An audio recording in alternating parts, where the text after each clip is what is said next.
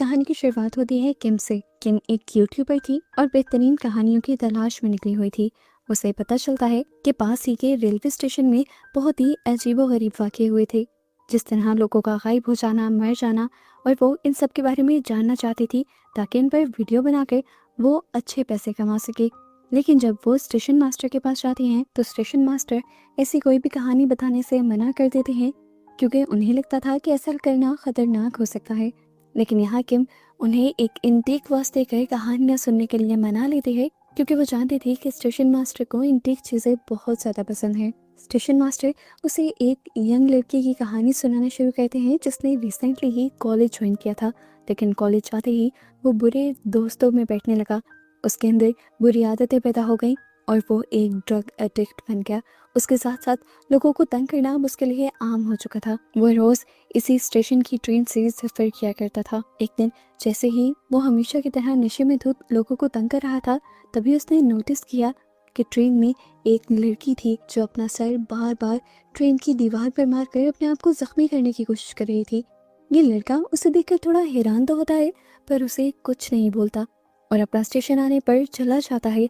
लेकिन अजीब बात यह होती है कि अगले ही दिन वो लड़की उसे ठीक उसी जगह पर खड़ी हुई दिखाई देती है और उसी तरह सर पटकते हुए। उसने आज भी इग्नोर किया, लेकिन दिन ब दिन ये हालत सीरियस होती गई, क्योंकि एक दिन नहीं, 2 दिन नहीं, 3 दिन नहीं, पूरा हफ्ता ये सिलसिला चलता रहा। वो लड़का जब जब ट्रेन में आता था वो उसी लड़की को देखता था और उसी तरह अजीब हरकतें करते हुए, यहाँ तक कि एक दिन वो ऐसे टाइम में ट्रेन में आया था जब ट्रेन तकरीबन खाली थी और उसे तब भी वो लड़की दिख रही थी। वो कोई इंसान तो नहीं हो सकती थी, अब तक वो ये समझ चुका था। अचानक से अब उसका मोबाइल बजता है और उसे एक सीसीटीवी की फुटेज दिखाई देती है जिसमें एक लड़की अपने आप को मार रही थी। और ये देखकर वो हैरान हो जाता है कि वो लड़की कोई और नहीं बल्कि वही लड़की है जो रोज उसे इसी ट्रेन के अंदर दिखाई देती है।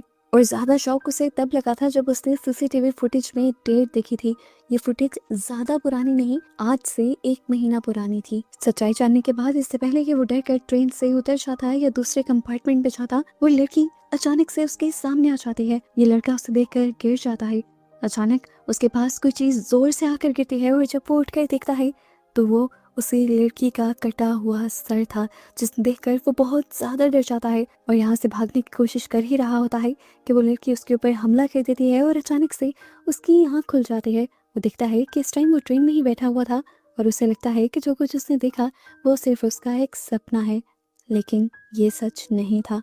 जब वो ट्रेन से बाहर निकला तो उसे स्टेशन पर वही स्पॉट दिखाई दिया जहाँ पर उस लड़की ने सुसाइड की थी। वो हैरान खड़ा इस जगह को देख रहा था और तभी उसे ऐसा महसूस हुआ कि कोई उसके पीछे खड़ा है।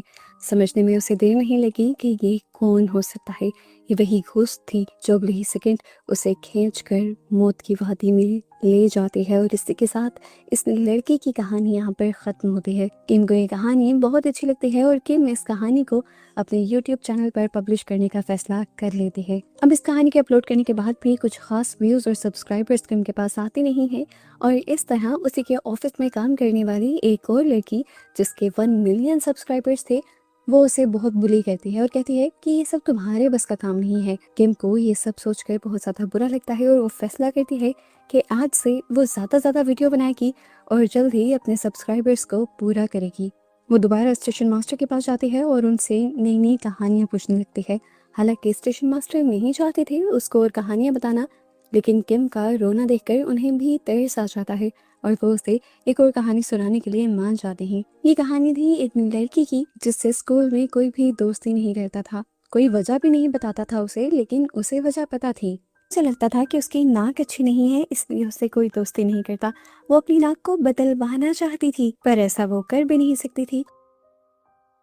खैर, आज ट्रेन में उसे अपना एक क्लास फेलो मिलता है। वो जानती थी कि उसके अलग थलग रहने की वजह से कोई उससे भी दोस्ती नहीं करता। वो लड़की चाहती थी कि इस लड़के से मेरी दोस्ती हो जाए, लेकिन आज उसे पता चला कि उस लड़के की भी दोस्त बन गई थी और अब बस वही अकेली रह गई थी।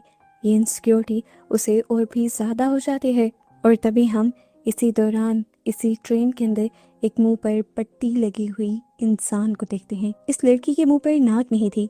अब वो कॉलेज गर्ल तो उस लड़की को नोटिस नहीं करती, लेकिन हम ये नोटिस करते हैं कि पट्टी वाली वो लड़की उस लड़की के ऊपर नजर रखे हुए थी। जैसे ही वो कॉलेज गर्ल ट्रेन से बाहर निकलती है, वो पट्टी वाली लड़की भी उसके पीछे निकल आती है और उस लड़की से कहती है, तुम्हारी नाक बहुत प्यारी है। ये सुनकर उस लड़की को अजीब लगता है। वो जब पीछे मुड़कर दिखती है तो हैरान हो जाती है कि दूसरी लड़की के मुंह पर तो नाक ही नहीं है। और अब वो लड़की उससे बहुत ही अजीब और डरावनी बात करती है कि क्या तुम मुझे अपनी नाक दोगी। कॉलेज गर्ल डर जाती है और उस लड़की की वीडियो बनाने लगती है। और अब उसका असल डर निकल कर सामने आता है जब दूसरी लड़की उसके कैमरा में कैप्चर ही नहीं होती। यानी वो लड़की इंसान नहीं थी बल्कि एक भूत थी। इस भूत से बचने के लिए वो बहुत भागती है और एक टॉयलेट में आकर छुप जाती है। वो अपने दोस्तों को, वो अपनी फैमिली को कॉल मिलाने की कोशिश करती है, लेकिन कोई वक्त पर उसकी कॉल उठा नहीं पाता और बाथरूम में ही वो भूत आकर उस पर हमला कर देती है और उसकी जान ले लेती है। और इस तरह इस लड़की की भी कहानी यहाँ ख़त्म हो जाती है। किम को ये कहानी भी अच्छी लगती है और किम को इस कहानी में एक फ़ायदा ये भी नज़र आता है कि कुछ सालों पहले न्यूज़ में भी ये खबर आई थी कि स्टेशन के वॉशरूम में एक स्टूडेंट मारी गई थी। इस कहानी पर लोग ज़्यादा बिलीव करते और व्यूज़ और सब्सक्राइबर्स आने के ज़्यादा चांसेस थे इस कहानी के ज़रिए। इसीलिए किम खुद भी हॉरर थीम पर तैयार होकर स्टेशन में ही जाकर ये पूरी वीडियो रिकॉर्ड करती है। और इस मर्तबा जब ये वीडियो वो अपलोड करती है तो एकदम से बहुत ज़्यादा व्यूज़ उसके आने लग जाते हैं। उसके चैनल पर इतने व्यूज़ आ चुके थे कि उसके सब्सक्राइबर पूरे हो गए थे और अब तो उसको पैसे भी आने लग जाते। लेकिन अब इन पैसों को ज़्यादा करने के लिए उसे ज़रूरत थी और ज़्यादा कहानियों की, जिसकी लालच में वो दोबारा स्टेशन मास्टर के पास जाते हैं। ये कहानी एक ऐसे आदमी की थी जिसकी ज़िंदगी तकरीबन बर्बाद हो गई थी। उसने बहुत लोगों से पैसे लिए थे जिसकी वजह से उसका घर, बिजनेस सब कुछ खत्म हो गया था। यहाँ तक कि वो स्टेशन पर रहने पर मजबूर था। लेकिन यहाँ पर भी उससे पैसे लेने वाले उसका पीछा नहीं छोड़ते थे और उसके पास बचे हुए चंद सिक्के भी ले लिया करते थे, जिसके बाद उसके पास खाने को भी कुछ नहीं बचता था। आज भी उसकी यही हालत थी। उसके पास सिर्फ एक सिक्का था और उसे भूख बहुत ज़्यादा लगी थी, लेकिन एक सिक्के में कुछ भी नहीं आया करता था। ऐसे में जब वो स्टेशन में घूम रहा होता है तो उसे प्लेटफॉर्म की दूसरी तरफ एक आदमी नजर आता है जो काफ़ी अच्छे से सूटेड बूटेड था। और उसे देखकर इस आदमी को पहले से भी ज़्यादा गुस्सा आने लगता है। उसे जलसी होने लगती है। इसी जलसी में और गुस्से में वो चीखने चिल्लाने लग जाता है और तभी उसे अपने पीछे से एक अजीब सी आवाज़ आती है। वो पीछे मुड़कर दिखता है तो वहाँ पर एक वेंडिंग मशीन थी। उसमें बहुत सी कोल्ड ड्रिंक्स थी और लिखा हुआ था कि एक कॉइन पर वो एक कोल्ड ड्रिंक मिल जाएगी। वो बहुत ज़्यादा हैरान होता है और फौरन उसके अंदर एक कॉइन डाल देता है। इसके अंदर कॉइन डालते ही दूसरी तरफ से जोर से चिल्लाने की आवाज़ आती है, लेकिन वो इस आवाज़ पर गौर नहीं करता क्योंकि इस टाइम उसे भूख लगी हुई थी। मशीन उसे कोल्ड ड्रिंक देती है और जब वो कोल्ड ड्रिंक खोलता है तो उसे कोल्ड ड्रिंक का कैन खाली मिलता है। गुस्से में वो इस कैन को वहीं ज़मीन पर फेंकता है और कैन लुढ़कते हुए एक सूट के पास आकर रुक जाती है। वो हैरान था, यहीं पर तो ये सूट पहना हुआ आदमी था, पर अब वहाँ कोई आदमी नहीं, बस उसके कपड़े और उसका वॉलेट पड़ा हुआ था। ये आदमी ये तो सोचता ही नहीं कि इस आदमी के साथ क्या हुआ होगा। बस उसके कपड़े उठाकर वो वॉशरूम में चला जाता है और उसे उसके वॉलेट से बहुत सारे पैसे मिल जाते हैं। ये देखकर वो बहुत ज़्यादा खुश हो जाता है और उसके कपड़े पहन लेता है और फिर उन्हीं पैसों से वो जी भर कर खाना खाता है। अगले दिन दोबारा उसके साथ यही होता है। जब वो भूखा स्टेशन पर फिर रहा होता है उसके सामने वही वेंडिंग मशीन आ जाती है। इस मर्तबा वो वेंडिंग मशीन से एक कोल्ड ड्रिंक निकालता है और तभी उसके सामने वो आदमी आ जाता है जिसने उससे पैसे लेने थे। वो उसे मार सकता था, कुछ भी कर सकता था। यह आदमी डरा हुआ था, इसीलिए वो उसके सामने जल्दी से उस कोल्ड ड्रिंक की कैन को खोल देता है।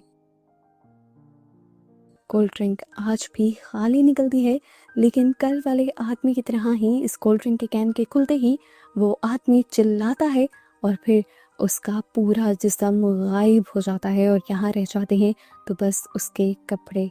जिसके बाद इस होमलेस आदमी को समझ आ जाता है कि ये वेंडिंग मशीन कोई आम वेंडिंग मशीन नहीं है, ये एक कर्स है। इसके अंदर से जो भी कैन निकलेगी और जिस भी इंसान के सामने खोली जाएगी वो इंसान गायब हो जाएगा। बजाय इसके कि वो इस सब को रोक देता, वो इस सब को ही अपना पैसे कमाने का जरिया बना लेता है और हर रोज रात को स्टेशन पे आने वाले किसी भी आदमी को उसी वेंडिंग मशीन की निकली हुई कैन के जरिए गायब कर देता था। उसके बाद वो उनके पैसे लेता और उन पैसों से खाना खाता और अय्याशी करता था। आहिस्ता आहिस्ता कर उसकी ज़िंदगी अच्छी भी कटने लगी थी और अब वो बहुत ज़्यादा अमीर भी हो गया था।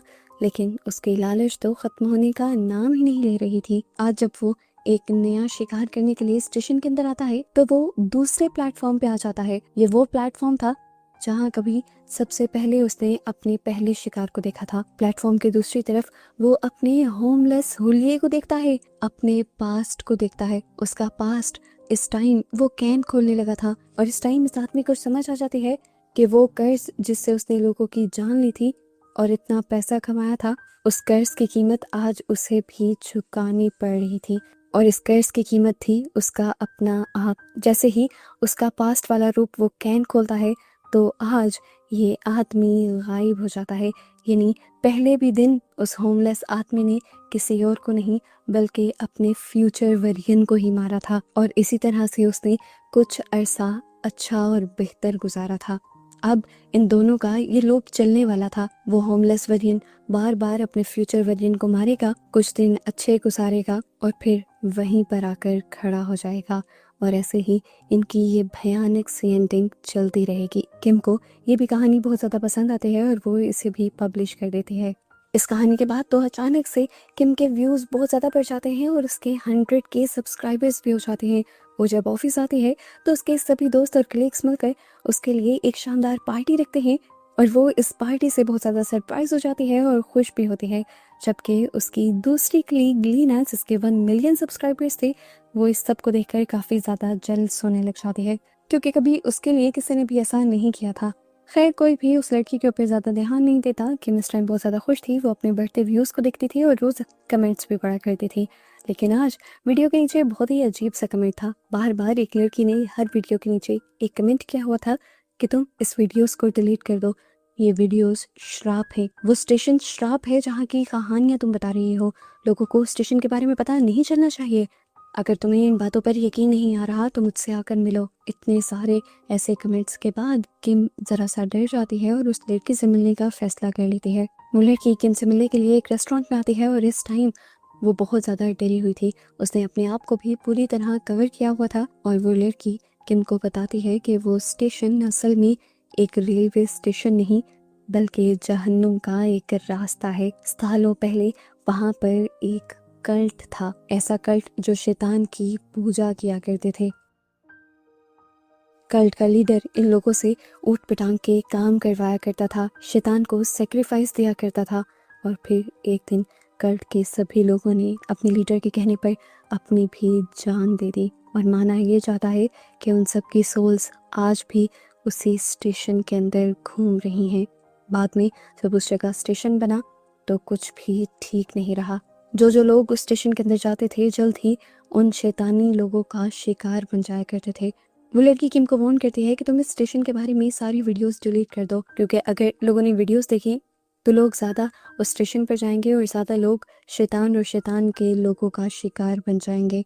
यहाँ एक डरावनी हकीकत को लड़की ये भी बताती है कि मैं खुद भी उस शैतान का शिकार हो चुकी हूँ। सुनने में ये सब काफ़ी अजीब था, लेकिन तभी हमें उसके सामने एक भयानक साया दिखाया जाता है जिससे हमें यकीन आ जाता है कि वो लड़की झूठ नहीं बोल रही थी।